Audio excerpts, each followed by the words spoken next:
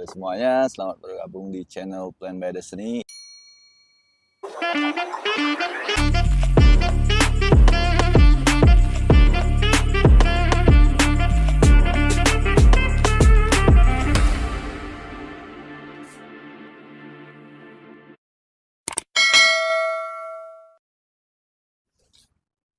Kita sudah bawa update-nya.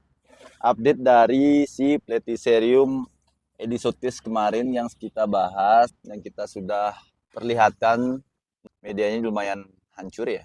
Karena Edisotis ini saya sudah keep sekitar 3,5 tahun. Beberapa kali kita sudah ganti media, memasuki fase maturing perform, atau sudah bisa dibilang mature perform. Jadi kalau Elisotis itu spesifikasinya adalah Platycerium yang bisa beranak, ada treatment khusus karena seringnya kita mengambil atau memanen anakan, otomatis akar dari Platycerium tersebut pasti akan berkurang atau terreduce jumlahnya. Jadi kita menanggulanginya dengan pergantian media.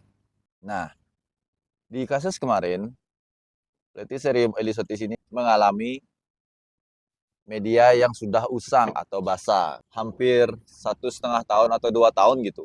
Kita sudah keep dan kita tidak pernah ganti medianya.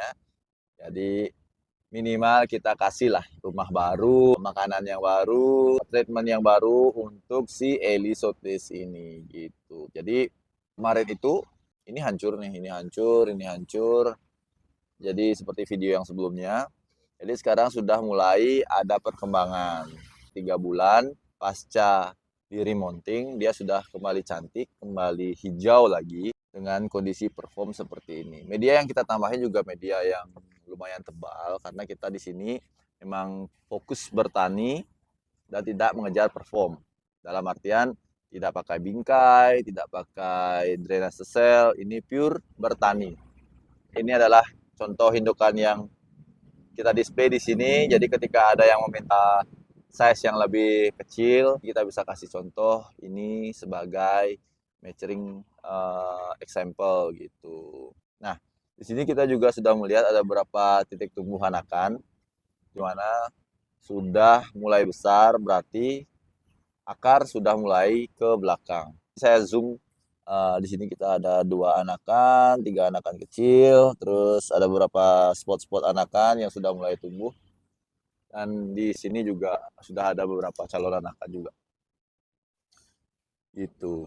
Nah, yang jadi pertanyaannya adalah kenapa sih media bisa basah gitu? Atau kenapa sih media bisa usang dalam kurun waktu tertentu? Jadi gini, media yang kita pakai adalah media akar kadaka. Sepanjang saya bermain Platycerium, media akar kadaka itu ada masanya, ada problem di mana dia sudah tidak lagi bagus untuk menjaga akar tetap bagus. Biasanya 1 tahun sampai 1,5 tahun kita udah harus remounting kembali gitu. Tapi kalian jangan takut ketika kalian remounting tanamannya sudah besar di media yang baru, dia akan jauh lebih cepat besar, cepat beranak. Jadi kalian tidak perlu takut untuk remounting atau mengganti media total gitu. Biasanya penghobi Platycerium itu bimbangnya di situ, di mana media sudah kecil, calon anakan banyak, jadi mereka sayang untuk remounting kembali karena kan di situ ada anakan yang bisa di-split, yang bisa diselamatkan.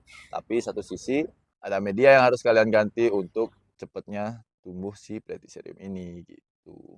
Sepengetahuan saya dan sepengalaman saya sih kenapa media bisa usang tuh karena intensitas penyiraman yang kurang, terlalu jarang, nggak terjaga kelembabannya, kering sekali sampai akar kadaka ini sudah tidak bisa menyimpan air lagi, jadi dia kayak keras gitu loh.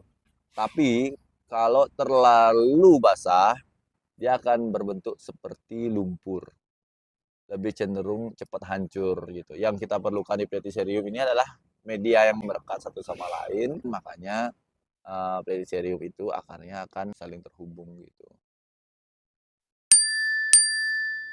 Karena intensitas penyiraman kurang, kering, itu penyebab media basah. Kedua, karena terlalu seringnya disiram, jadi dia cepat hancur.